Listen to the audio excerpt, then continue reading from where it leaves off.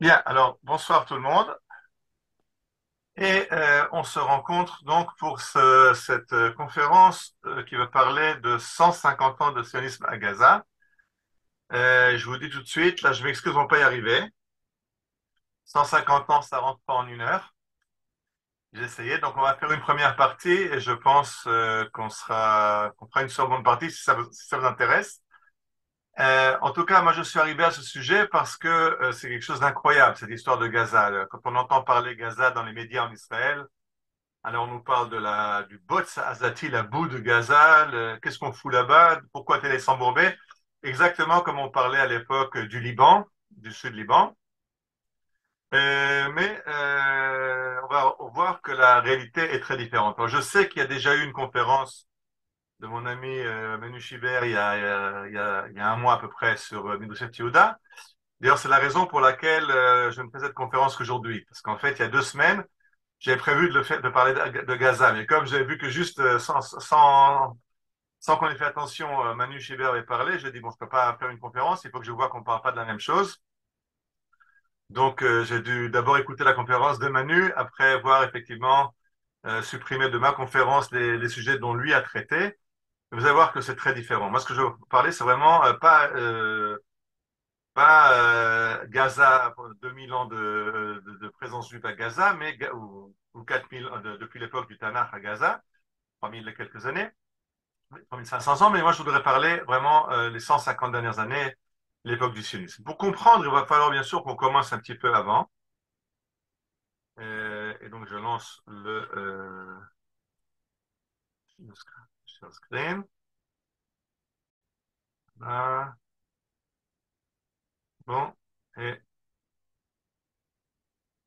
bien. Donc, encore ça.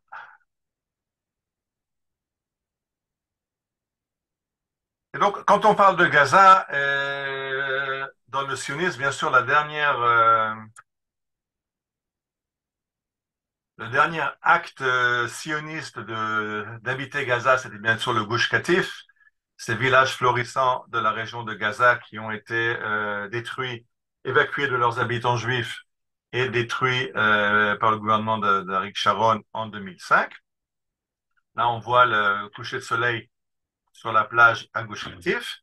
Euh, On nous parle de Gaza comme d'un camp de réfugiés. Alors, juste quelques images pour nous rappeler de quoi il s'agit. Vous voyez le centre commercial de Gaza. Avant les frappes de Tsahal, donc je ne sais pas s'il est encore en état ou pas encore en état, mais il y avait un centre commercial de toute beauté à Gaza. La plage de Gaza, où j'avais l'habitude d'aller en vacances pendant des années. Enfin, Gush Katif, c'est la suite de cette plage-là. Si je vous ai pas montré, si je vous ai pas prévenu qu'on va parler maintenant de Gaza, on aurait l'impression que on voit la plage de Tel Aviv avec les grands bâtiments derrière ou la plage de Bat Yam, mais en fait, il s'agit de la plage de Gaza, qui est une des plus belles plages d'Israël. On va laisser tomber ça. Et j'arrive donc à Gaza juste pour rappeler que les Juifs étaient très présents à Gaza déjà à l'époque de la Mishnah du Talmud. On a retrouvé cette mosaïque de la synagogue de Gaza de l'époque. Et le Talmud de Jérusalem pose la question, une question de halakha, je ne vais pas rentrer dans les détails maintenant, mais la question qui est posée par Rabbi Yitzhak Bar Nachman, Yirid Azamahu, quel est le statut du marché de Gaza pour les problèmes de pureté et d'impureté? Et donc, on voit qu'il y avait une présence juive à Gaza et à l'époque du Talmud de Jérusalem, donc il y a près de 1800 ans. Bien sûr que le Talmud ne pose pas les questions, quel est le statut de pureté ou d'impureté du marché de Rome. C'est pas notre problème. Si le Talmud se pose la question du marché de Gaza, c'est qu'il y avait une communauté juive importante. Et quelque chose qui a été signalé par Manu Chibert, c'est que au XVIe siècle, après l'expulsion des Juifs d'Espagne, on va rencontrer de grands Chachamim à Gaza, essentiellement Rabbi Israël Nadjara, dont tout le monde connaît le Yaribon Olam. Et c'est l'occasion de commencer cette conférence par quelques notes de musique.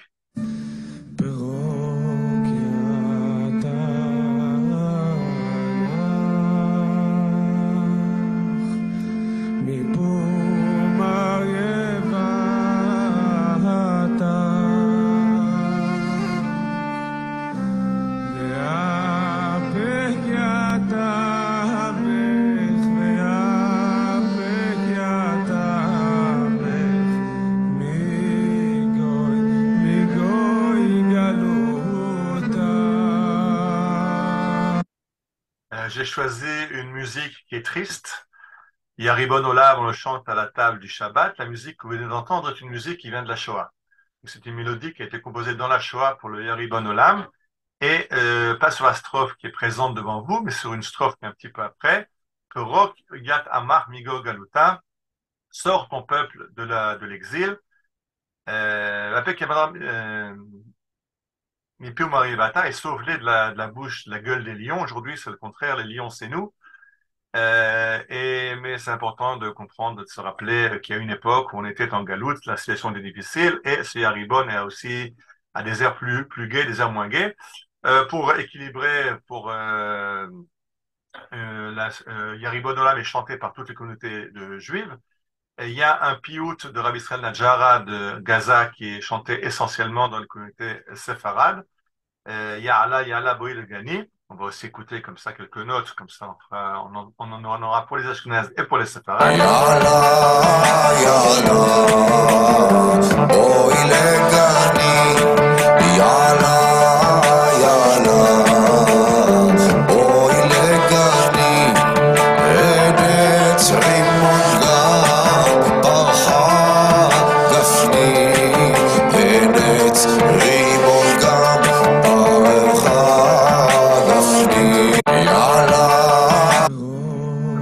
Excuse auprès des Marocains, parce que c'était pas la musique classique des communautés marocaines, je l'ai aussi. Depuis que la guerre a commencé à Gaza, chez nous, j'ai décidé que le vendredi soir, on chante ces deux piyutim à la table de Shabbat. Se rappeler un peu que Gaza, ce n'est pas le bourbier de Gaza, mais c'est Rabbi Israël Najara, Yaribon Olam, et Yalla Boy le Gani. Je vous engage à suivre à commencer ce minag de chanter les chansons de Haza à la table du Shabbat pour le succès de nos Chayalim et la victoire du peuple d'Israël. Alors, un siècle plus tard, on trouvera à Gaza un rabbin très important qui est connu comme rabbin de Hebron. Le Rav Avraham Azoulay, l'ancêtre du Rav Chida, et il écrit un livre très connu, le Chesed l'Avraham, qui est de Kabbalah, d'ailleurs, qui raconte que chaque juif, quand il fait son aliyah, la nuit, la première nuit qu'il passe en Eretz Israël, sa neshama, elle monte au ciel et descend une autre. C'est très parallèle à ce qu'on va lire dans la paracha de Shabbat, Vayetze. Vous savez que dans la paracha de Shabbat, on va lire l'histoire du songe de Jacob, la fameuse échelle avec les anges qui montent et qui descendent. Et là-bas, le texte dit Vehine malaché Elohim olim veyordim bo, et voilà que les anges du ciel montent et descendent. Et Rashi déjà demande si les anges sont du ciel, ils devraient descendre du ciel et à la fin remonter. Pourquoi les anges montent et descendent? C'est qu'apparemment ces anges sont sur terre. Et Rashi ramène le Midrash qu'il y a des anges d'Eretz Israël, il y a des anges de Chutz Haaretz, et que quand Yaakov quitte Eretz Israël, les anges qui l'accompagnaient en Eretz Israël remontent au ciel et descendent des anges d'un niveau moins élevé qui vont l'accompagner dans la galoute. Et bien sûr, quand il rentre, c'est le contraire. Il verra ces deux camps, Mahanaïm, quand il va rentrer de chez Lavan. Mais le Rav Azoulay dit que c'est au niveau de chaque juif, quand on vient en Eretz Israël la première nuit, notre neshama de Chutz Laaretz monte au ciel et le lendemain matin, on reçoit une neshama d'Eretz Israël. Alors, si vous vous demandez pourquoi vous réagissez différemment que vos cousins, vos parents restés en France, qu'est-ce qu'on a de différent? Ben, sachez que le Chesed d'Abraham a dit que le jour où vous avez mis les pieds en Eretz Israël, vous avez reçu une nouvelle neshama. Le problème, dit Rashi, c'est que quand les anges montent et descendent, c'est-à-dire qu'entre le moment où ceux d'Eretz Israël sont montés et arrivent les autres, il y a un moment où il n'y avait pas d'ange pour garder Jacob, il y a un moment de danger. Et dit Chazal Abraham, il y a aussi ce moment de danger quand on monte en Eretz Israël, entre le moment où on quitte sa neshama de Chutz Laaretz et on reçoit sa neshama d'Eretz Israël. Alors ça, c'est le Chesed d'Abraham, que tout le monde connaît comme Rav de Hebron. Mais si vous regardez l'introduction de son deuxième livre, Ba'alei Brit Avraham, et vous regardez en bas, c'est marqué Nirtav Be'ir Haza, qu'il a écrit ce livre à Gaza. D'ailleurs, même le Chesed d'Abraham, dans lequel il n'est pas mentionné qu'il a été à Gaza, a été écrit à Gaza. Alors, comment ça se fait que tout le monde connaît le Chesed d'Abraham de Hebron, et alors que ces livres sont écrits à Gaza? Parce qu'il y a eu à l'époque des épidémies à Hebron, et les Juifs de Hebron et les Jérusalem ont quitté Hebron et Jérusalem et sont allés à Gaza. Donc, en fait, la communauté de Gaza s'est construite de la destruction des communautés de Jérusalem et de Hébron. ויהי כי הקיפו על הימים ראש ולענה מנת כוסם מלא מסך דמים אדירים, et quand il y a donc tous les malheurs qui nous sont tombés dessus, ואני בתוך ההפיכה אשר הפך השם באפו בחמתו עיר כברות אבותיי עליה עיר פס המהוללה, et donc j'étais dans tous les malheurs qui se sont mettus sur la ville de Fès, cette ville magnifique, et donc il a dû prendre le chemin de quitter son Maroc natal, ומרוב שיחי וכעסי ולחצי זה הדחק יצאתי ממחיצתי ודלתי ביתי נקים חד, donc il est parti sans rien, ונדרתי לבוא להתגורר בארץ ישראל. Et donc il a fait un vœu de quitter le Maroc, Fès, et d'arriver en Eretz Israël, בשינוי מקום המבדיל בין קודש לחול, et il est arrivé Ad Boi Ele Menucha Velanachala Ira Kodesh Kriyat Arba Hebron, et donc il arrive en pensant que maintenant il met fin à ses malheurs à Hebron. Vayhi Hayom Shnat Shin Ain Tet, et ce fut ce jour-là en 1719. Shnat Agmul Nefach Leven Mecholenu Ki Yad Hashem Haya Bedever Gadol Meod Vayarog Mahmade Ain Vaimmalta Ani Ubeti Leira Kodesh Yerushalayim, et donc une épidémie de peste se déclare à Hebron. Il s'enfuit et il trouve refuge à Jérusalem. וגם שם היה חרון אף השם, ויגוף השם בעמו, בפחד ביתר הפלטה, נמלטים משברי ים, ים התלאות, וישמע השם בקולי, ותעצר המגפה מעיר עזתה של יהודה ותמנה, et j'ai trouvé refuge, et la fin de l'épidémie dans la ville de Gaza. Donc, on a une présence d'une communauté juive qui existait, mais qui doit son essor au XVIIIe siècle à des catastrophes qui s'abattent sur Hebron et sur Jérusalem, et les Juifs trouvent refuge à Gaza. Il faut comprendre encore une chose, c'est que Gaza se trouve à la frontière entre l'Égypte et Eretz Israël. Beaucoup de voyageurs arrivent par l'Égypte. On arrive en bateau vers les ports d'Égypte, et de là on remonte le long de la côte et on arrive à Gaza, et ce qui fait l'importance de Gaza, ou dans l'autre sens aussi, quand on quitte Eretz Israël et qu'on barre les roches, le petit-fils du Rav Azoulay, qui sera le Rav Frida, Chaim Yosef David Azoulay, qui sera Shadar, qui ira visiter le monde entier pour amener de l'Europe, pour amener de l'argent pour les Juifs d'Eretz Israël, raconte comment il quitte Hebron, passe par Jérusalem et va à Gaza, et de là il embarque pour aller vers l'Europe. Mais c'est une autre histoire. Manu Shiber a parlé de Shabtai Tzvi, Nathan Nazati, je ne rentre pas dedans, je veux arriver à l'épopée sioniste. Pour arriver à l'épopée sioniste, il faut comprendre une chose. Pourquoi rencontrons-nous Napoléon? Parce que j'expliquais qu'il y avait une communauté juive à l'époque ancienne, il y a une communauté juive très florissante qu'on a rencontrée au XVIe, XVIIe, XVIIIe siècle, mais ça arrive à la fin, au XVIIIe siècle, c'est la fin de la communauté de Gaza. Le XIXe siècle, il n'y a plus de communauté, parce que quand Napoléon arrive, il y aura la peste, ceux qui connaissent le tableau des pestiférés de Jaffa au Louvre, alors c'est pas seulement les pestiférés de Jaffa au Louvre, Napoléon, ses soldats sont malades de la peste à Akko, à Haïfa, à Yafo, et il amène aussi avec lui la peste à Gaza, et les Juifs quittent Gaza. Et donc à partir de 1799, donc à début du 19e siècle, il n'y a plus de Juifs à Gaza, et cette communauté qui a traversé l'histoire cesse d'exister. Alors on a des témoignages de visiteurs qui sont passés par Gaza. Et un témoignage nous raconte que dans un endroit des plus élevés de Gaza se trouve une église grecque orthodoxe, grec catholique, je ne sais pas si c'est grec catholique ou grec orthodoxe. Et ce qui est intéressant dans cette église, c'est qu'il y avait une colonne très spéciale sur laquelle est gravé en hébreu, vous la voyez à gauche, Hamalach Hagoel Oti Nikolra Izakeni La'alot L'Yerushalayim. Donc Hamalach Hagoel Oti, on connaît ça de la bénédiction de Jacob, et on dit la prière de soir avant de se coucher, avant que ce malach qui me protège, Yezakeni La'alot L'Yerushalayim, m'aide à aller à Jérusalem. Que fait une colonne comme ça dans une église? Eh bien, tout simplement, c'était une pierre qui a été récupérée, comme beaucoup des pierres de l'église de Gaza, récupérées des synagogues anciennes, de ces synagogues du XVIIe, XVIIIe siècle dont je viens de parler. Alors, aujourd'hui, si vous voulez voir cette colonne, vous pouvez y aller, c'est pas besoin d'aller à Gaza. Heureusement, parce que c'était à Gaza, il n'y serait plus. Mais elle plaisait beaucoup à Tzvi Hirschfeld, qui avait beaucoup aidé la communauté de Gaza. Il avait récupéré cette colonne chez lui, et elle se trouve sur sa tombe dans le cimetière de Rishon LeZion où il est enterré. Donc, n'allez plus à chercher à Gaza, elle est à Rishon LeZion, mais elle vient de Gaza. De la même façon, il y avait dans cette église une colonne avec une menorah, une très belle menorah, et juste en dessous, il y avait marqué le nom des donateurs, en hébreu Menachem, et je ne sais plus, enfin deux donateurs. Si vous regardez l'image de cette menorah à gauche, elle est déjà bien abîmée. À droite, dans le médaillon, dans le timbre qui est au milieu, on voit plus ou moins cette menorah de 7 branches avec la dédicace qui est en dessous.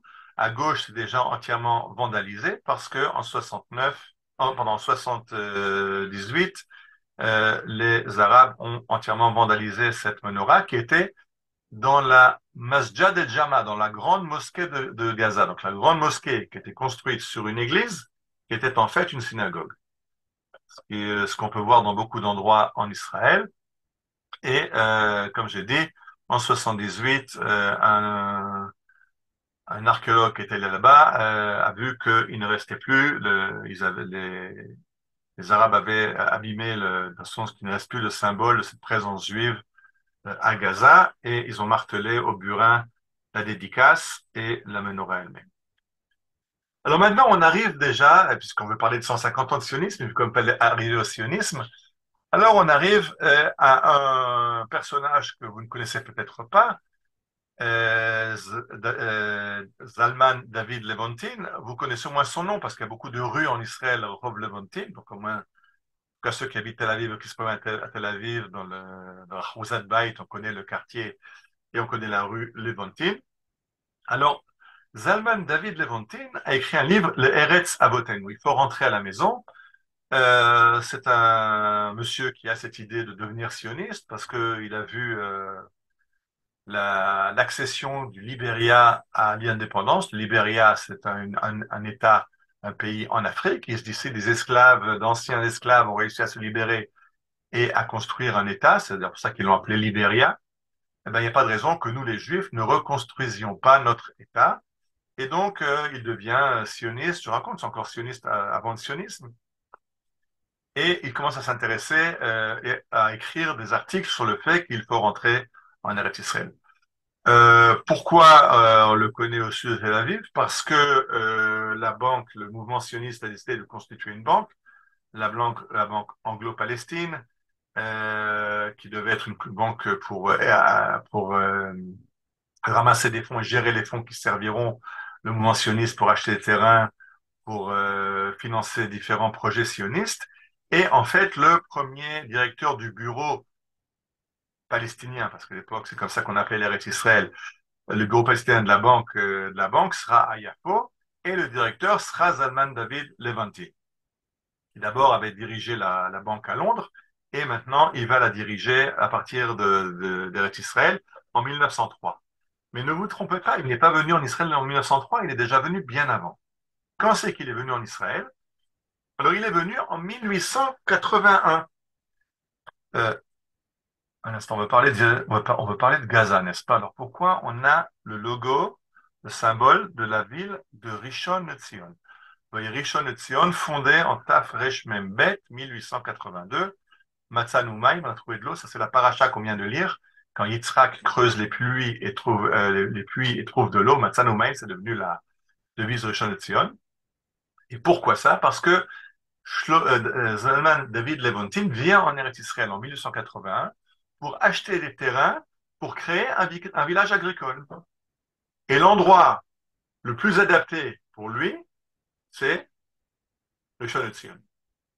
Regardons ce qu'il dit, que cette nuit-là, ils vont faire leur première nuit à Rishon LeZion. Kol halayla lo yashanu, ויחזו מחזות קודש, חזיונות מיני קדם. Donc on n'a pas dormi de la nuit, on a eu des visions d'époques révolues. Ou va boker merosh agivan itgalé machazé marhiv aïn. Au matin du haut de la colline, on a vu des paysages tellement beaux. Mechav hayam anishkaf merachok kirim lutash mizrach harei Yehuda, à l'ouest la mer, à l'est les montagnes de Judée. Meulaf Begagwe Kodesh, c'était dans des sentiments de sainteté. Gagwe Netzach, Shelam Netzach, je ne sais même pas traduire, je ne traduis pas. Euh, et donc, ils annoncent, après avoir vu cette vue magnifique, ils ont dit, Rishon le Tzion, hine hinam, Yerushalem vasereten. Rishon, le début de Tzion, te voici, et j'annonce le retour à Jérusalem. Donc c'est comme ça qu'il crée Rishon le Tzion. Mais en fait, ce qui n'est pas dit dans l'histoire, c'est que le but n'était pas du tout de construire Rishon le Tzion. Zalman David Levantine vient avec des amis pour chercher les terrains, et en fait, les terrains qui leur plaisent sont les terrains de Gaza. Donc là, vous voyez une photo un peu plus jeune de Zalman David Levantine. Et donc, il arrive en 1881-82 à Ashdod et à Gaza, enfin, Isdoud et Gaza à l'époque. Il est accompagné de Yosef Feinberg, ça va être important parce que ce nom va revenir un peu plus tard. Et leur idée est d'acheter des terrains dans la région de Gaza. Pourquoi? Parce que la terre est bonne, il y a de l'eau, il y avait une communauté juive, c'est sur le point de passage entre l'Égypte et la terre d'Israël. Donc, ça leur paraît tout à fait adapté. Le problème, c'est qu'il faut maintenant un intermédiaire qui va les aider à conclure l'affaire. Alors, ils arrivent, ils sont invités chez un monsieur qui s'appelle Shapira. Ne vous y trompez pas, son nom est un nom juif.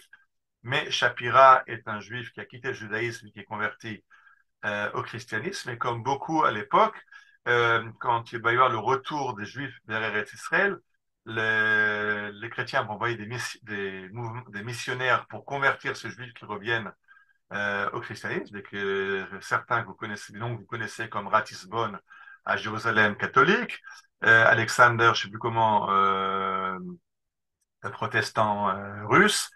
C'est-à-dire qu'il y a toutes les églises de l'époque essayent de convertir les juifs qui reviennent. Shapira, donc lui, son but, c'est de convertir les juifs qui rentrent et éventuellement aussi les arabes qui se promènent dans la région.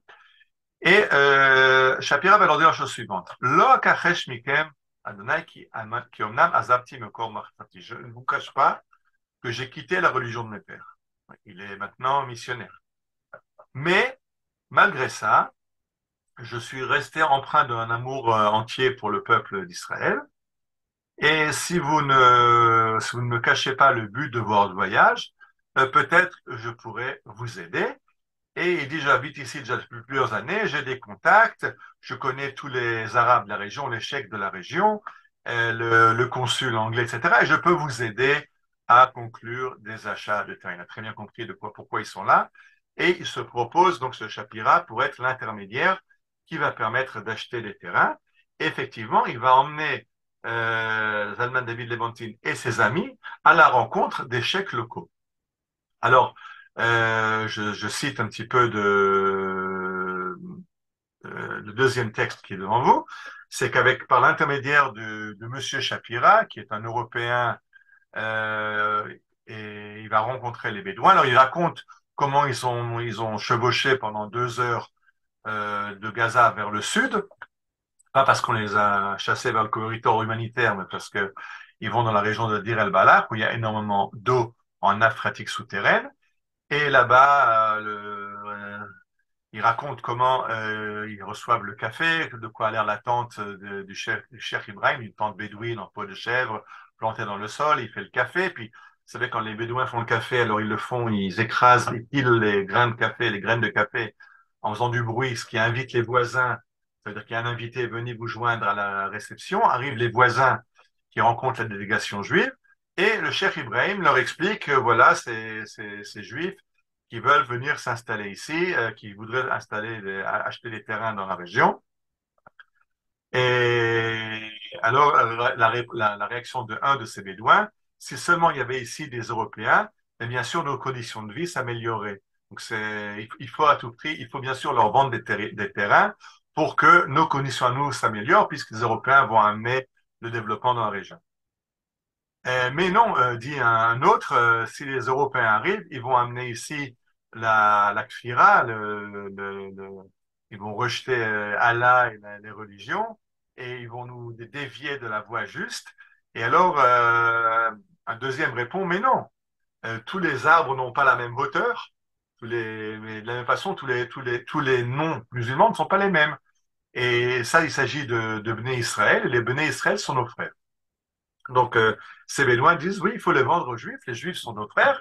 Ils vont d'un côté, ils sont européens, ils vont amener le développement. D'un côté, ils ne sont pas dangereux comme les Européens parce que nous sommes de la même race et qu'on s'entendra très bien ensemble. D'ailleurs, après, Zalman Noten écrit un peu plus loin que, à la différence de beaucoup d'Arabes dans la région, les Arabes de Gaza sont les plus pacifiques de la région. Voilà. Les temps ont changé, apparemment. Et si on cherche pourquoi Melvontaine est tellement intéressé à faire une colonie agricole, un village agricole dans cette région de Gaza, il le dit lui-même. Regardez, Kfarim Harbe Veretz Hamishor Vavavre Yehuda, il y a beaucoup de champs dans les plaines de Judée, mais l'avantage de cette région ici, le Rachok Miderech Hamelech Yafo Yerushalayim, c'est très loin de la route principale, qui est la route qui mène de Jaffa à Jérusalem, puisque Jaffa, c'est le port d'Eretz Israël. Jérusalem, c'est la ville sainte. Donc, en fait, les voyageurs, les Européens qui viennent à Jérusalem, tous les Lamartine et autres, Mark Twain et autres voyageurs qui viennent, ils viennent vers les lieux saints, ils viennent vers Jérusalem, ils débarquent au port de Jaffa, ils vont à Jérusalem. Donc, autour de Jaffa, Jérusalem, tous les projecteurs sont braqués sur cette région-là. Et d'ici, on s'installe là-bas, on va avoir des problèmes avec toute la politique, la géopolitique, avec le monde chrétien, avec le monde entier.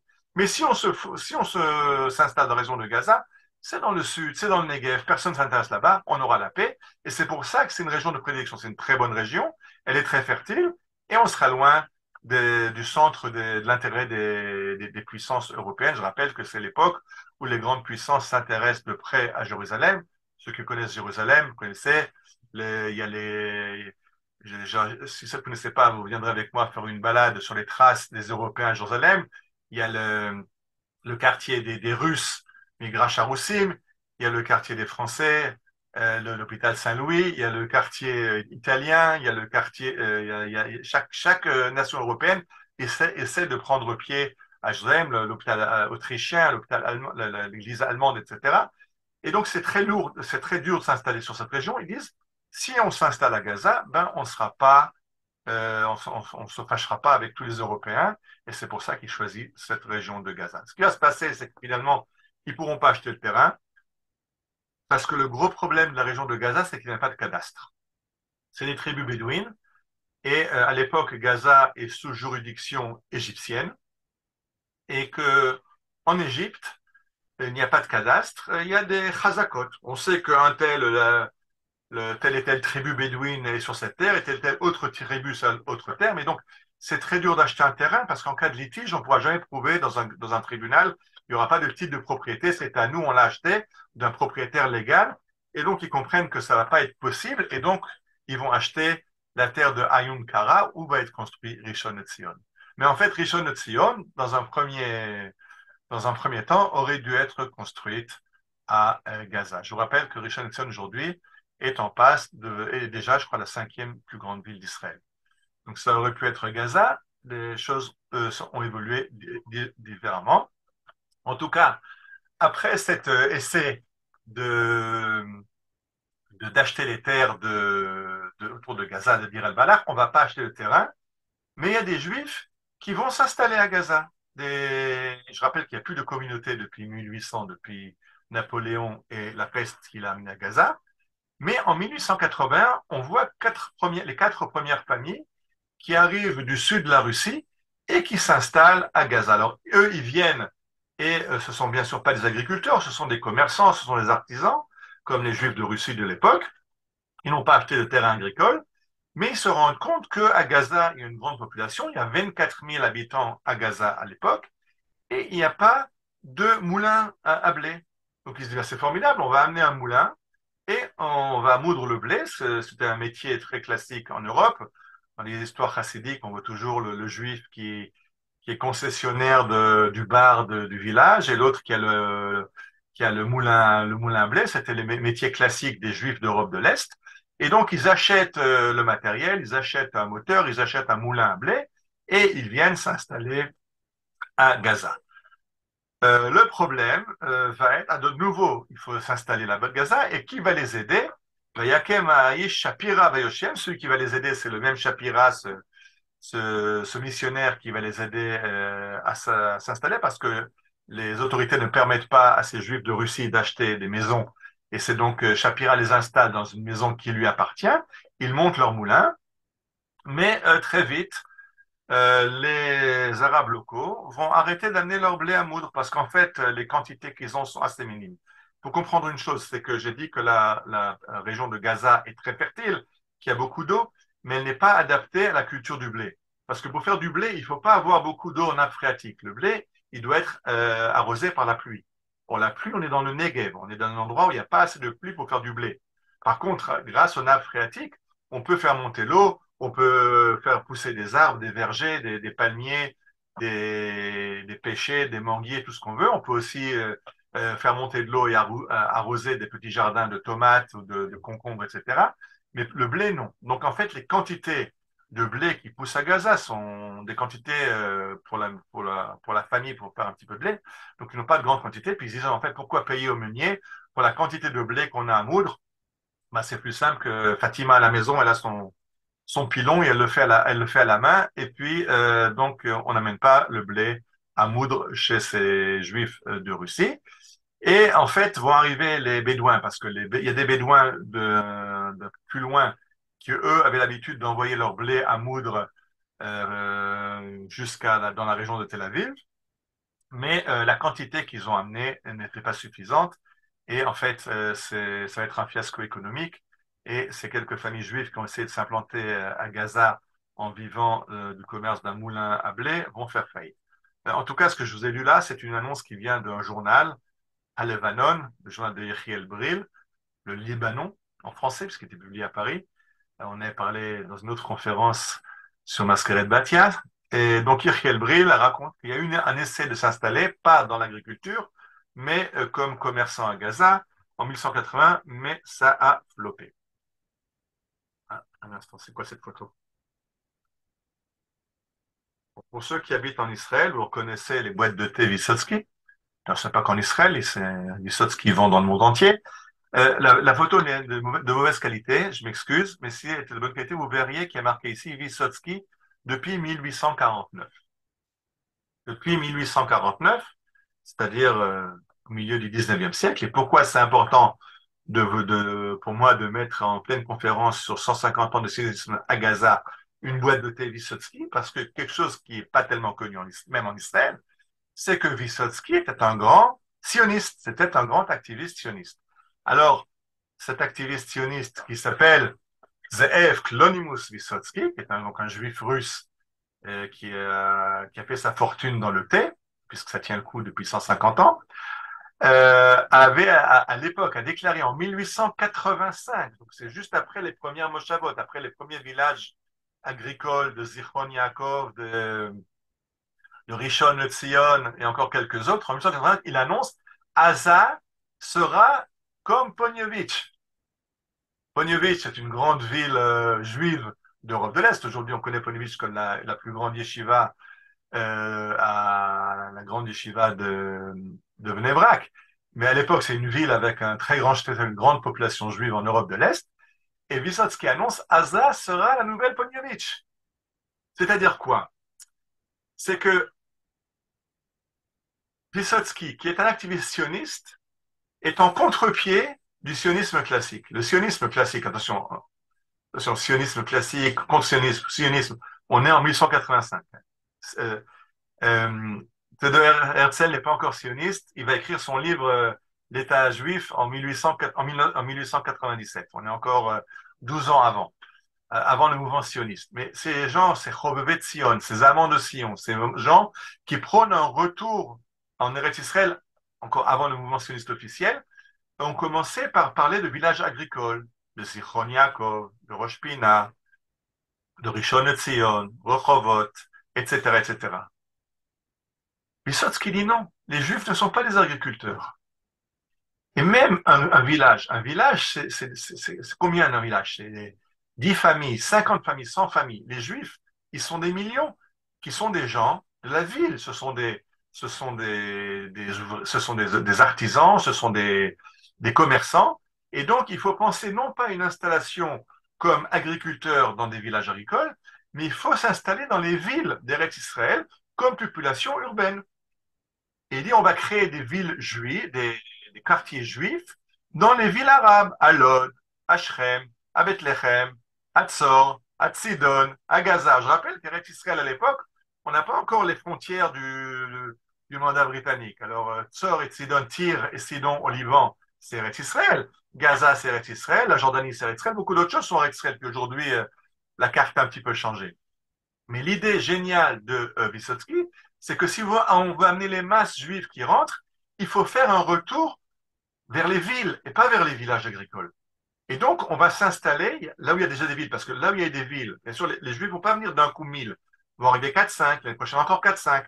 Donc, ils s'installent dans une ville arabe, ils seront commerçants, ils auront de quoi vivre, il y a déjà des maisons, ils vont louer une maison, ils vont commencer à faire du commerce, après ils construiront d'autres maisons, d'autres arriveront, on développera les commerces, l'industrie, et c'est comme ça qu'on va peupler Eretz Israël. Et donc, c'était cette idée incroyable, parce que de nouveau, c'est une histoire qui a été un petit peu oubliée dans l'histoire du sionisme. On nous parle avec amour des kibbutzim. C'est vrai que les kibbutzim, c'est formidable. C'est vrai que les kibbutzim ont eu un grand rôle dans l'histoire du sionisme. Mais les kibbutzim n'ont jamais représenté que 2% de la population. Les grosses masses de juifs qui sont venus en Eretz Israël se sont installés très vite à Tel Aviv, ou à Jérusalem, ou à Haïfa, dans les villes. Et les kibbutzim sont importants parce ils étaient très idéologiques. C'était le fer de lance idéologique du sionisme. De la même façon que je dis les itnachaluyot. Regardez malheureusement les listes des jeunes qui donnent leur vie aujourd'hui, qui tombent dans les combats de Gaza.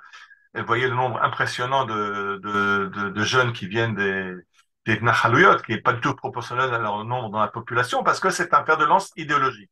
Alors, les kibbutzim ont été ce fer de lance idéologique du début du sionisme, mais les masses juives qui sont venues faire on est un État en 1948 n'étaient pas ni à Dgania, à Merchavia. Les masses juives, elles étaient à Haïfa, à Tel Aviv, à Jérusalem, et ça, c'était déjà l'idée de Vysotsky. Alors, il lance son idée, et en 1885, on a déjà vu en 81 qu'il y a eu 4 familles qui étaient déjà venues s'installer à Gaza mais qui n'ont pas réussi. D'autres arrivent. Et en 1986, de nouveau, Yechiel Bril, dans son journal Lebanon, nous annoncera qu'il y a déjà 50 familles qui se sont installées à Gaza, en grande partie des familles safarades qui viennent de Yafo et de Jérusalem, et auxquelles s'ajoutent aussi des familles de Ashkenaz qui arrivent directement d'Europe de l'Est et qui les rejoignent à Gaza. Malheureusement, la communauté a un petit peu de mal à se développer et en 1895, on voit déjà une récession et la population de juifs de Gaza est tombée à 12 familles. Donc il y a eu un essai qui a réussi très moyennement. Et ce qui est intéressant de nouveau, c'est que Yechiel Bril nous raconte qu'ils ont des rapports excellents avec la population arabe. Donc ça, c'est l'idée de Vysotsky. Donc on a déjà parlé de Levantine qui voulait acheter des terrains agricoles pour faire un village agricole. On a rencontré Vysotsky qui, lui, veut faire une installation de juifs citadins à Gaza. Et dans cette communauté de Gaza, j'ai dit que une grande partie des familles vont venir de Yafo, sont des familles séparades, et un des chefs de la communauté sera Hacham Nissim El Kayam, qui arrive donc de Yafo et qui s'installe à Gaza. Alors lui, il sera très important parce que il sera dans la commission militaire. Je me rappelle qu'on est encore à l'époque des Turcs ottomans. Il sera dans un tas de comités. Il va aider à construire une moshava parce qu'il y a une moshava qui va être construite juste à côté de Gaza qui s'appelle Ruchama. Aujourd'hui, un kibbutz, Ruchama, qui est aujourd'hui dans le Hotef. Il est en dehors de la bande de Gaza, mais à l'époque, c'était considéré comme Gaza. Et Nissim El-Kayam va aider Tzvi Hirschfeld à construire, à développer cette moshava de Ruchama. D'ailleurs, maintenant, vous comprenez quelque chose. Tout à l'heure, j'ai dit que la colonne Hamalach, Hagoeloti, Yizakini, Elot, Yerushalayim, que le malach qui me protège m'aidera à monter à Jérusalem, cette colonne se trouve au cimetière de Rishon et Tzion sur la tombe de Tzvi Hirschfeld, parce que Tzvi Hirschfeld avait énormément de liens avec Gaza, puisqu'il était aidé par Chacham Nissim El Kayam, qui l'a aidé à créer cette moshava. Cette moshava, malheureusement, a été détruite. C'est pour ça que Tzvi Hirschfeld n'est pas enterré à Ruchama, mais à Rishon LeZion. Et plus tard, dans les années 40, on construira un kibbutz, le kibbutz de Ruchama sur le même endroit. Et donc, il y a Ruchama qui est sortie aussi de la communauté de Gaza. Raham Nissim al-Khayyam, qui avait étudié à la Yeshiva à Jérusalem, savait aussi très bien l'arabe, connaissait le Coran, etc. Et donc, il avait de très bons contacts avec les Arabes. C'est pour ça qu'il a réussi à se faire aussi accepter comme membre de la commission militaire régionale, ce qui l'a aidé à obtenir des dispenses de service militaire pour les Juifs de Gaza pendant la Première Guerre mondiale. Il avait un slogan qui est très beau. Il disait Al tistakel achor pentahafok lensiv melach. Ne regarde pas en arrière si tu ne veux pas être transformé en statue de sel. Vous comprenez de qui il s'agit? La femme de Lot qui regarde la destruction en arrière et qui va être transformée en statue de sel. Il dit, si on regarde en arrière, on fige en statue de sel. Il faut regarder vers l'avant.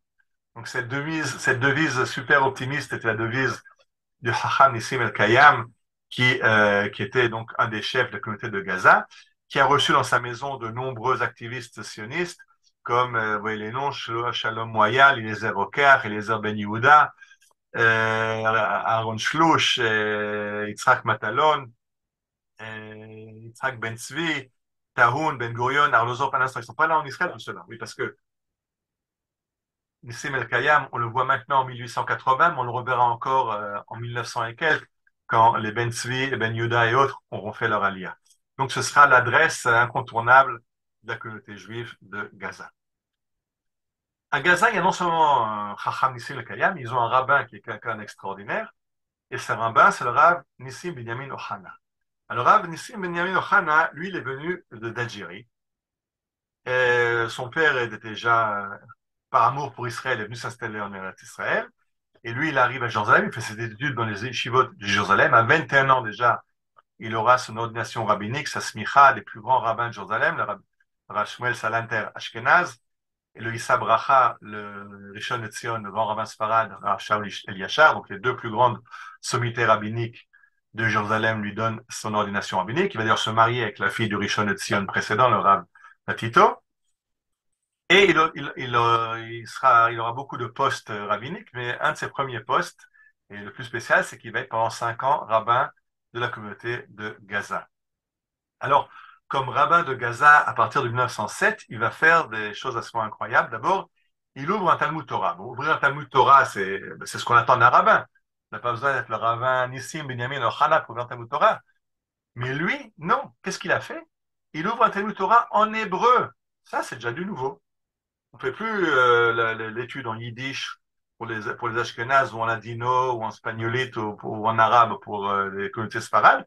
Chez lui, on va étudier en hébreu. C'est pour ça que quand il ouvre son Talmud Torah, Eliezer Ben Yehuda va venir être présent à l'inauguration du Talmud Torah de Gaza. Donc c'est déjà très sioniste cette idée de promouvoir, mais je rappelle, quand on avait parlé, ceux qui étaient avec moi dans la balade à Yafo, que Rabbi Yehuda Miraguza, qui était le rabbin le comité Safarad de Yafo, encore avant, a déjà aussi prôné le retour à l'hébreu et l'enseignement de l'hébreu comme langue usuelle. Et plus tard, il sera rabbin de Haïfa et de la région. Et en 1946, 47, 48, le Rav Baruch Marcus, qui est le rabbin ashkenaz de Haïfa, mais qui est déjà assez âgé, lui demande d'aller s'occuper des prisonniers juifs de l'Irgun qui sont emprisonnés à Akko, et c'est lui qui dira le vidouille avec les condamnés à mort à la pendaison par les Anglais, et Yaakov Weiss, Avshalom Chaviv et Mir Nakar, ce sera le Rav Nissim Binyamin Ochana qui sera avec eux dans leur dernier moment. Mais je voudrais revenir à ce qu'il a fait à Yafo, à Gaza. À Gaza, il a fait deux choses extraordinaires. Bon, on va parler du Talmud Torah. Mais à part le Talmud Torah, qu'est-ce qu'il a fait? Alors, Aza, il a écrit un livre. Bon, de nouveau, vous dites, un rabbin qui écrit un livre. Il y en a eu d'autres avant lui, il y en a d'autres après lui. Qu'un rabbin écrive un livre, c'est normal. Mais il écrit un livre qui s'appelle Dam Eshetashib la Pokoros. Sache ce que tu réponds à quelqu'un qui ne croit pas au judaïsme. En fait, c'est un pamphlet contre la lecture chrétienne de la Bible. En disant que non, c'est pas comme ça qu'il faut lire. C'est une lecture déformée. Voilà comment est la lecture juive de la Bible. Pourquoi c'est tellement extraordinaire? Parce que ce livre, il l'écrit en coopération, en collaboration. Avec qui? Avec le cheikh Abdallah El-Alami, le chef de Gaza. Donc le chef de Gaza, qui a des problèmes avec les missionnaires. Vous vous rappelez le Shapira dont j'ai parlé avant? Parce que c'est ces missionnaires que les églises ont envoyés en Terre Sainte pour convertir les Juifs se rendent très vite compte que c'est très dur de convertir les Juifs. Ça fait 2000 ans qu'on résiste, on n'est pas rentré en Eretz Israël pour se convertir au christianisme.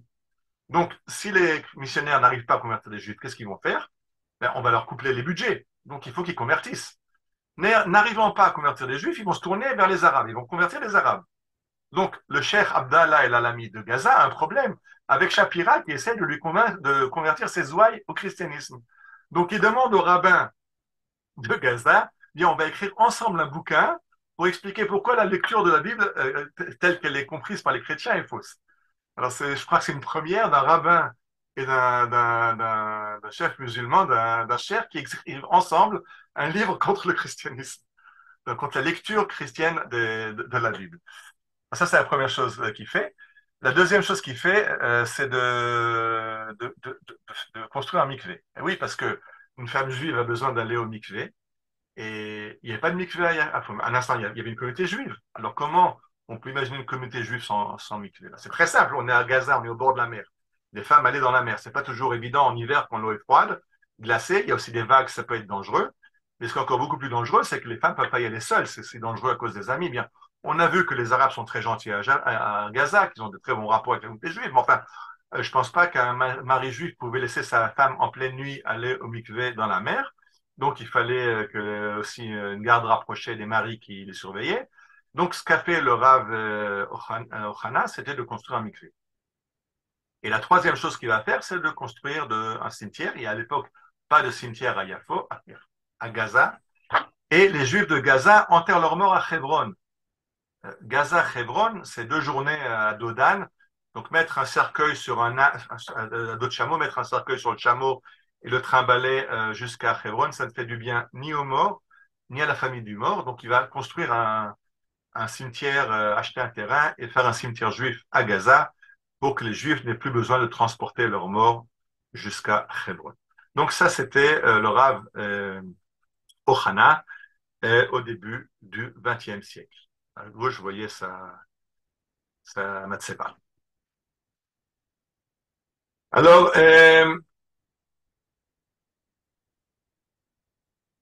j'ai parlé de Tzvi Hirschfeld qui a créé la Moshava de Ruchama. Et alors, dans ses mémoires, il raconte des choses très sympas. Donc, il raconte, par exemple, que les garçons de Gaza, les enfants de Gaza, aimaient beaucoup se parader avec des poignards. Des poignards décorés avec des farouzim, des billes. Abraham El-Kayam, qui est le fils de Chacham El-Kayam, on en parlait tout à l'heure, faisait aussi participer à ces compétitions de courses de chameaux et de lutte avec les Arabes. Mais on laissait les Arabes gagner, autrement on risquait après de prendre des baffes parce qu'ils se vexaient quand c'était un juif qui gagnait les compétitions. Et de nouveau, on a un témoignage qui va dans le sens de ce qu'on a déjà entendu, que les relations entre Arabes et Juifs sont très pacifiques, il n'y a aucun problème à Gaza, pardon. Et en 1914, Zvi Hirschfeld raconte que les enfants de Gaza viennent en excursia. Voilà, ceux qui savent le français, c'est-à-dire que le mot excursion, ils viennent faire une excursion le mot n'existait pas à l'époque, donc il appelait ça excursia. Ils sont en excursion à Ruchama, où ils ont planté des arbres pour Tu Bishvat. Un instant, là, je vois dans l'image Meir Dizengoff. Je vois en bas Arthur Rupin, directeur du bureau de l'exécutif sioniste à Tel Aviv, et Yosef Taoun, Yoshua Taoun. Mais qu'est-ce qu'ils font là? Alors, à gauche, si vous regardez à gauche, vous avez un quartier, le plus beau quartier de Gaza aujourd'hui, le quartier où ont leur villa les chefs du Hamas, du Djihad et autres Richard de Gaza, qui s'appelle un quartier Harimal. Vous l'avez souvent entendu maintenant aux nouvelles parce que à gauche, vous voyez les frappes de Tsahal à Harimal. Mon fils vient de rentrer de Gaza, il était chez nous là ce soir, et il m'a raconté que ça ressemble plus tout à fait à ça. Je lui ai dit, mais écoute, moi je regarde les photos, on a l'impression que ça a détruit 3 ou 4 maisons, mais que la plupart des maisons sont encore là. Il me dit, t'en fais pas, papa. Ça, c'est parce que tu regardes la photo de loin. Si tu regardes près, tu verras que chaque maison, il y a des trous à gauche, à droite. Il y a plus beaucoup de maisons intactes à Harimal. Mais c'est pas de ça que je veux parler maintenant. Ce que je parlais, c'est que cette Shkuna qui s'appelle Harimal, regarde la photo d'en haut, vous voyez qu'elle est au bord de la mer. C'est entre Gaza, c'est Gaza mer en fait. Et c'est pour ça que c'est le quartier résidentiel au bord de la plage. Mais en 1910, arrive une délégation d'activistes sionistes, dont Meir Dizengoff, qui sera le futur maire de Tel Aviv, Arthur Rupin et Taoun, dont j'ai parlé, qui sont aussi des chefs du mouvement sioniste à Tel Aviv. Et eux décident d'acheter les terrains qui sont entre Gaza et la mer. Il y a là-bas des terrains qui sont des terres domaniales, donc qui appartiennent à l'État turc, qui est d'accord de les vendre. Et ils veulent faire là-bas un quartier qui sera Me'en Ahuzat Bait. On va faire Tel Aviv bis à Gaza. Donc il y avait un projet à l'époque. On a fait Tel Aviv à côté de Yafo. On va faire Tel Aviv bis à côté de Gaza. Alors, vous avez compris que ce projet a échoué, on n'a pas réussi à acheter les terrains, mais c'est devenu plus tard le quartier Harimal, qui était le quartier résidentiel jusqu'à il y a quelques jours. Il y aura après encore une nouvelle essai de s'installer dans la région de Gaza, qui sera dirigé par un personnage à gauche. On en a parlé dans une autre conférence, Yoel Moshe Solomon. Yoel Moshe Solomon, qui a construit Petah Tikva, qui a construit des quartiers Nachlat Shiva, Jordan et beaucoup d'autres choses, et qui vient prendre conseil chez le Rav Kook, qui est le rabbin des Moshavot à l'époque, des villages agricoles. Et ensemble, ils s'intéressent ils définissent un plan d'installation dans la bande de Gaza, mais ce projet aussi va faire long feu. Donc, ce que j'essaie d'expliquer, c'est que, regardez que Gaza, c'est pas le bourbier de Gaza, c'est une communauté qui existait depuis l'époque de la Mishnah, et je ne parle pas de ce qu'il y avait avant, il y a déjà encore bien avant, qui a existé jusqu'au XVIIIe siècle. Au XIXe siècle, elle a momentanément disparu. Elle recommence à la fin du XIXe siècle en voulant faire de l'agriculture dans la région de Gaza, en voulant s'installer comme citadin dans Gaza. Donc, il y a vraiment la compréhension que Gaza fait partie intégrante de ce qui va être l'État juif, et on cherche à s'y installer. Cette communauté juive de Gaza, bon, j'ai pas trouvé de photo du port de Gaza à l'époque, donc j'ai une photo du port actuellement, enfin, de nouveau, il y a quelques semaines, maintenant il est un petit peu différent. Mais à l'époque, ce port devient important parce que ces juifs qui sont venus sont des commerçants et font du commerce, donc le port de Gaza sert aux imports-exports, et ce qu'ils vont exporter à partir de Gaza, ça va être les oranges de Jaffa et autres, mais surtout, à partir de Gaza, c'est les productions locales. Et quelles sont les productions locales qui intéressent l'Europe? Il y a de l'orge qui est produit pas très loin de Gaza, et ça, c'est très important pour l'Angleterre qui veut faire de la bière. Donc, une grande partie de la bière anglaise, c'est de l'orge qui arrive par le port de Gaza. Et l'industrie pharmaceutique allemande se sert un melon amer, un melon à moitié sauvage, une pastèque à moitié sauvage, qui pousse aussi dans la région et qui est exporté pour l'industrie pharmaceutique allemande. Et ça part du port de Gaza, donc un port qui est pas un grand port, mais un port important quand même au début du XXe siècle pour le lien avec l'Europe. On arrive à la Première Guerre mondiale. On arrive aussi à la fin de ce premier volet de la conférence sur 150 ans de sionisme à Gaza. À la Première Guerre mondiale, de nouveau, Gaza, c'est la frontière entre la Turquie et l'Égypte qui est anglaise à l'époque. Et donc, les forces turques sont massées à Gaza et il y aura plusieurs combats très durs qui vont opposer les Anglais qui essaient de prendre Gaza. Ils vont pas réussir. Le général anglais va être déposé. Archibald va être déposé et Allenby va le remplacer quand Allenby comprendra que Gaza est trop fortifié et il ira attaquer à Beersheba. Mais ce qui est important, c'est que quand les Turcs décident de faire leur bastion avancé à Gaza, ils vont chasser la population juive, qui est considérée comme une population... Non, ça c'est à Tel Aviv. À Gaza, ils vont chasser toute la population civile.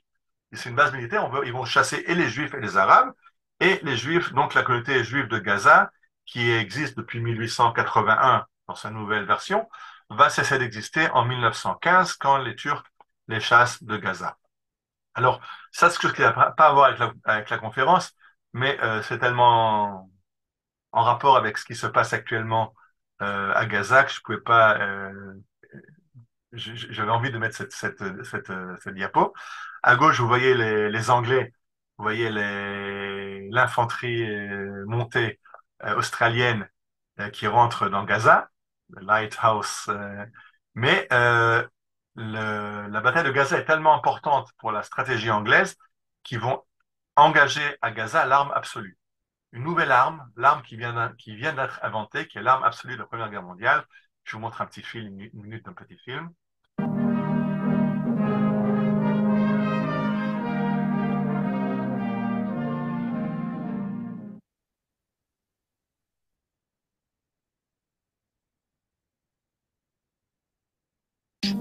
כוח הרגלים הטורקי נכנע לאחר קרב מר. האוסטרלים איבדו 22 פרשים לוחמים. הטורקים נסוגו צפונה והתבצרו בקו עזה באר שבע. השדרה המדברית של אלוף משנה הארי שובל לקחה בשבי 1,300 חיילים טורקים. Le front est très dur, tout le monde défendu par les Turcs, et donc les Anglais vont maintenant engager l'arme absolue. La prochaine image. L'arme absolue, c'est le tank. זהו הטנק, הנשק הסודי הבריטי. הוא נחשף לראשונה בפעילות מבצעית בעזה. לאחר 2 ניסיונות עקובים מדם לכבוש את עזה בכוח חיל הרגלים, הוכנס הטנק למערכה. אבל גם הוא לא הצליח לשנות את המצב.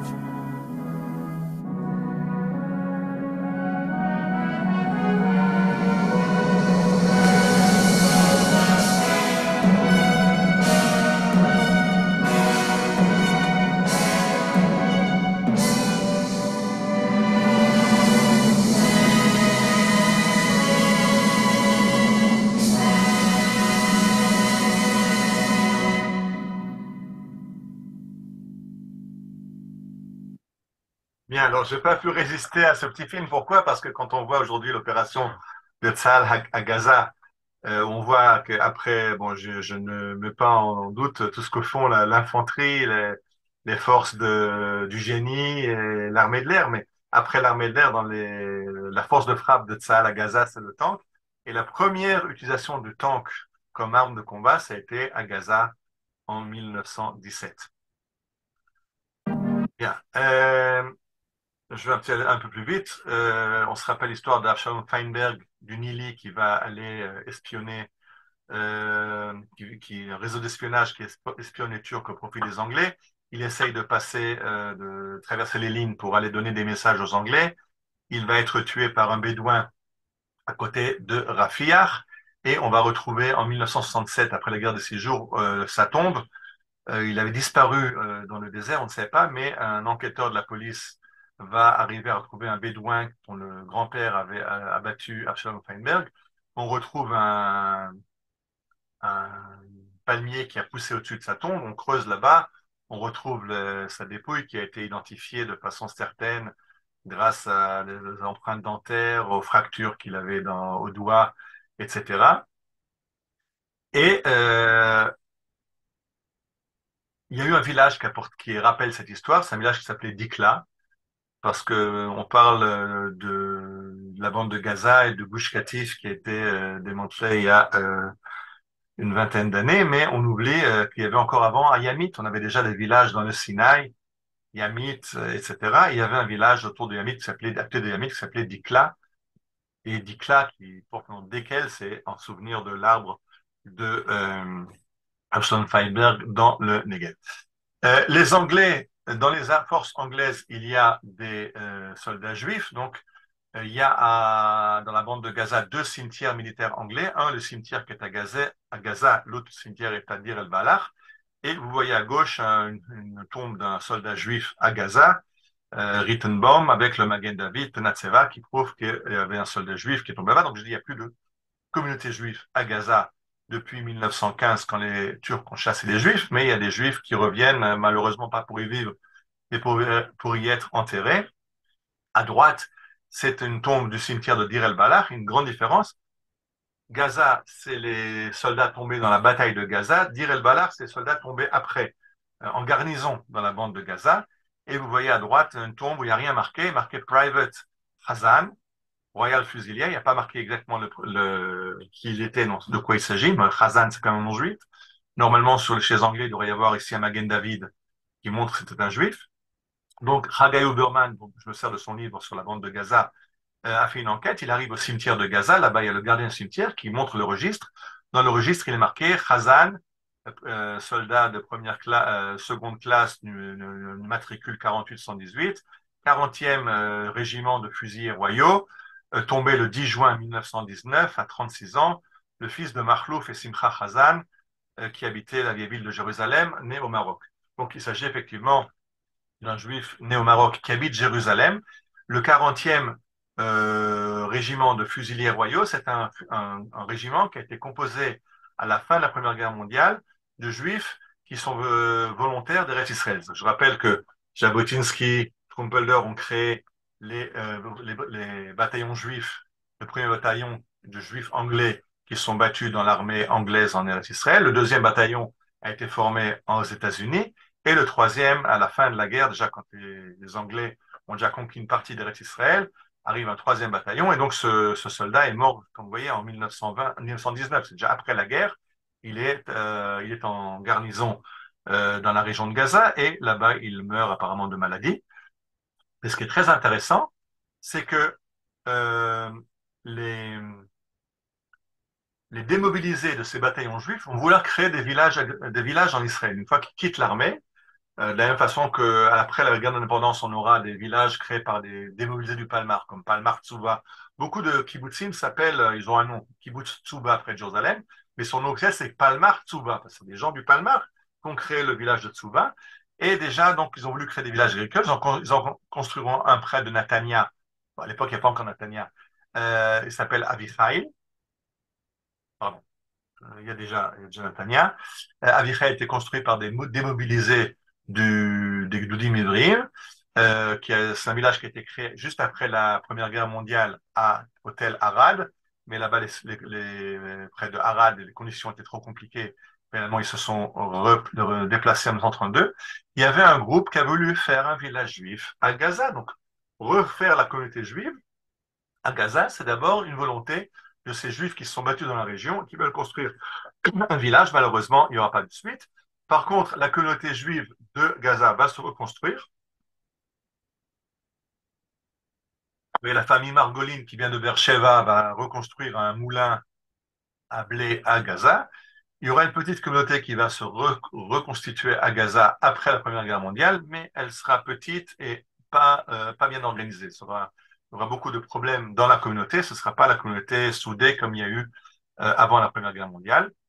Ce qui nous amène au pogrom de 1929. En 1929, le pogrom qui commence à Jérusalem s'étend à Hebron. Et dans la nuit, les Arabes de Hebron appellent leurs copains de Gaza, leur disent, on a déjà massacré tous nos Juifs, pourquoi vous ne faites rien?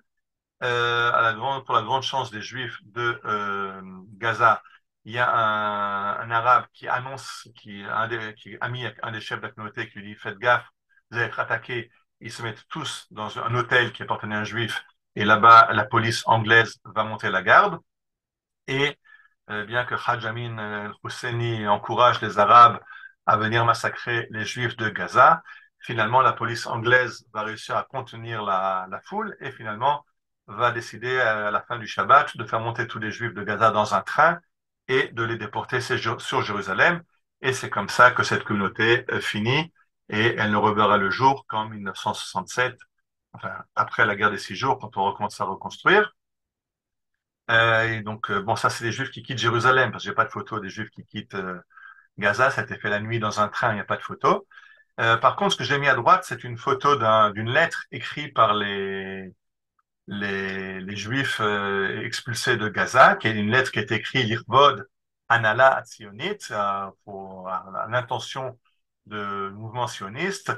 Nous voulons rappeler qu'il y a un Arabe à qui nous a énormément aidé à Kol et que pardon, le Yom Shishi, donc le 13 septembre 1929, c'est 2 semaines après le pogrom, על פי בקשת הפליטים, סידרנו escorte מיוחד, מלווה אנשים אחדים לעזה, שביקר את ראשם. Donc ils ont envoyé des gens vérifier le bilan des dégâts à Hebron. Ils vont voir que l'hôtel a été détruit, un magasin a été pillé, mais le reste des biens est encore entier. Et nous voulons rappeler aussi que Hajj Maïd Sadi nous a aidés et qu'il faudra se rappeler de l'aide qu'il nous a apportée. Donc il y a aussi un Arabe qui a aidé à sauver les Juifs de Hébron en 1929. Voilà, donc c'est le premier volet de 150 ans de sionisme. On voit que je me suis servi de deux livres, 40 années d'une présence juive à Gaza, ça parle de 1880 à 1929, et un livre plus général qui est la Yehudit Be'aza, qui lui traverse l'histoire depuis le Tanakh jusqu'à aujourd'hui. Et la suite n'est pas encore au Gush Katif. La suite va encore être dans notre histoire sioniste. On va le voir d'un village construit côté de Gaza en 1946, qui a une histoire incroyable pendant la guerre d'indépendance. Une Herzut Nahal, un village agricole du Nahal, construit en 1956 à Gaza. Et bien sûr, après le Gush Katif, donc il y a encore beaucoup de présence, mais je vous invite à la prochaine conférence. Vous allez entendre ce qu'ont dit les chefs du mouvement sioniste de David Ben-Gurion, Zalman Shazar et Golda Meir de Gaza. On est très très loin de ce que nous disent nos politiciens d'aujourd'hui. Je vous invite à me rejoindre pour la prochaine conférence. Je voudrais juste terminer avec les derniers temps. J'avais terminé les conférences par la tfila, le Shlom Chaylet Tzahal. Elle est à droite, en haut à droite. C'est la tfila pour la réussite des soldats de Tzahal, mais j'ai choisi de mettre autre chose. Comme vous savez on parle maintenant dans les nouvelles d'un accord de cessez-le-feu pour libérer les otages, avec beaucoup de controverses. Est-ce que c'est un accord qu'on fait parce qu'il est bon pour Israël, ou est-ce qu'on le fait parce que on cède à des pressions américaines et européennes, parce que Biden veut montrer qu'il a libéré des otages de nationalité américaine, etc. Alors, je voudrais finir avec, pas la tefila pour les chayalim, mais une autre tefila qu'on dit le vendredi, le Shabbat à la tefila Avinu Malkeinu, la tefila pour l'État d'Israël, dans laquelle il y a une phrase où on demande à Dieu de donner, de guider nos dirigeants afin qu'ils prennent les décisions bonnes à l'État d'Israël et à son peuple. Et c'est ça qu'on va écouter ensemble.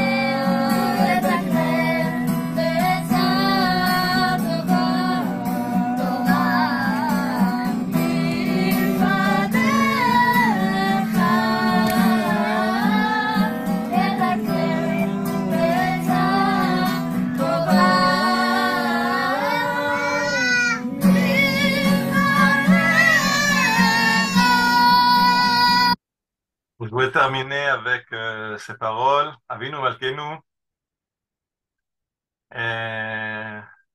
L'Orcha Vamitecha, envoie ta lumière et ta vérité, le Rachea, Sarea, Vioatsea, au chef de l'État, à ses ministres et aux conseillers. Vetakenem Betzatova Milefanecha, et donne-leur les bonnes idées à réaliser pour le bien de l'État d'Israël.